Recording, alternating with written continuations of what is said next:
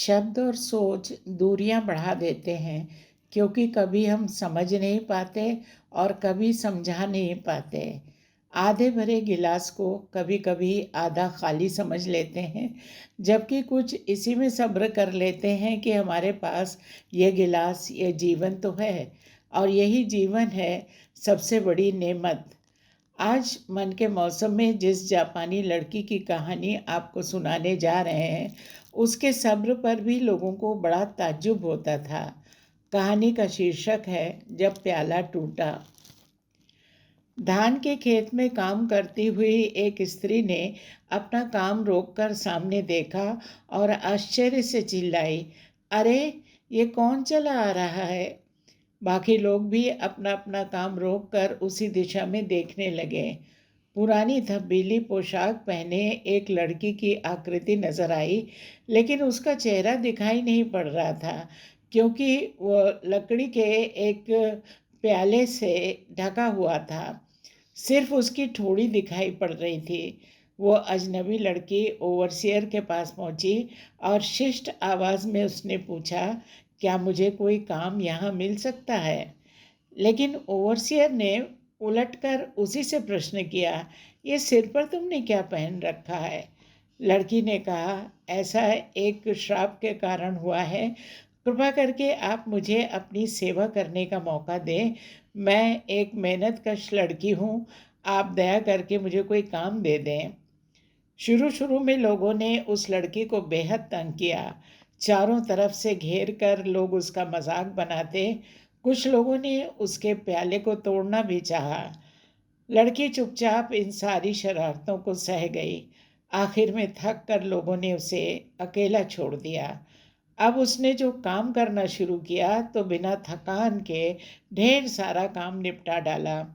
Overseer को उसके काम से बहुत खुशी हुई और बोला, तुम कल भी काम पर आना। जब तक खेत की कटाई पूरी नहीं हुई, लड़की मशीन की तरह काम में लगी रही। दूसरे मजदूरों में कोई भी उसका मित्र नहीं था। अगर किसी ने उससे दोस्ती करनी भी चाहिए तो वो खामोश रहकर टाल गई। काम खत्म हो जाने पर सभी मजदूर अपने अपने घरों को चले गए। खेत के मालिक धनी किसान ने लड़की से कहा, मैं तुम्हारे काम से बहुत खुश हूँ। मेरी पत्नी को नौकर की ज़रूरत है। क्या तुम घर में भी उतना अच्छा काम कर सकती हो जितना खेत पर किया था? लड़की ने जवाब दिया, क्यों नहीं, बड़ी खुशी से मैं काम करूँगी। घर का छोटा मोटा काम भी लड़की इतनी सुघड़ता से संवार कर करती जैसे कोई कलाकार अपनी रचना तैयार करता है। उसकी मालकिन उससे बहुत खुश थी। लड़की काम में इतनी होशियार, नम्र और तत्पर रहती कि दूसरे नौकर उससे जलने लगे। एक बार उसकी मालकिन बीमार हो गई तो लड़की ने उनकी खूब देखभाल की। इसके बाद धनी किसान और उसकी पत्नी लड़की को अपनी बेटी की तरह प्यार करने लगे।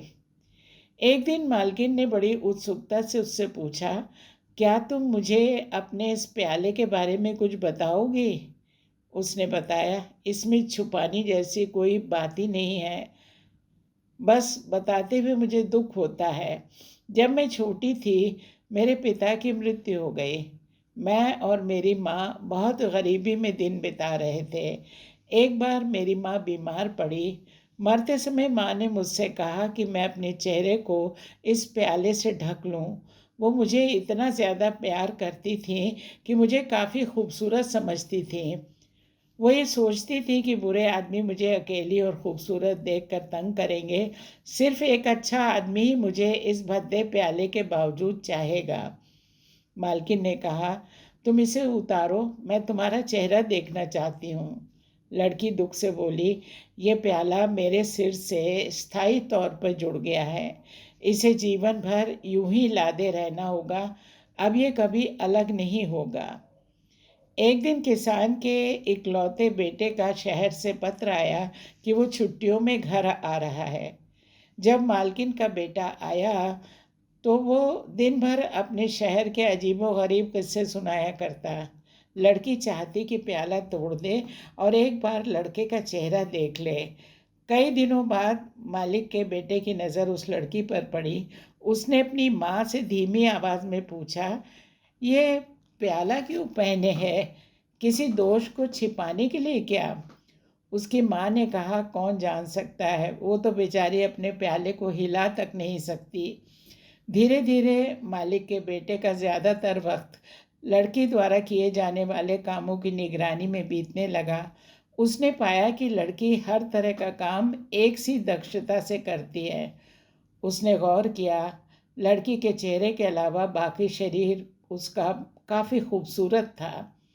वो दिन भर खेत पर रहता और लड़की से बातें करता रहता। प्याले के भीतर से सुंदर और बुद्धिमत्तापूर्ण जवाब पाकर वो आश्चर्य में पड़ जाता। एक दिन लड़के ने अपने माँ बाप से कह दिया कि वो उस लड़की से शादी करेगा। माँ बाप बहुत नाराज़ हुए। एक तो वो लड़की उनकी नौकर थी, फिर उससे शादी करने का मतलब था हर जगह अपनी बदनामी करवाना। पर बेटा किसी तरह मानता ही ना था।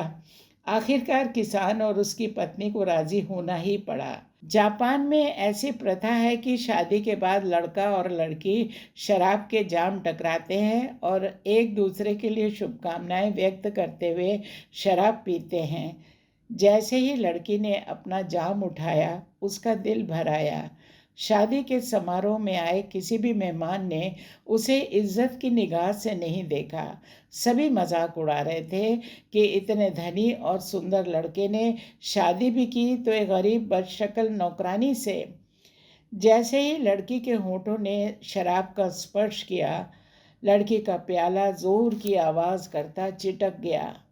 प्याले का चिटकना था कि उसमें से सोने, हीरे, जवाहरातों की वर्षा सी होने लगी। प्याले के दो टुकड़े हो गए।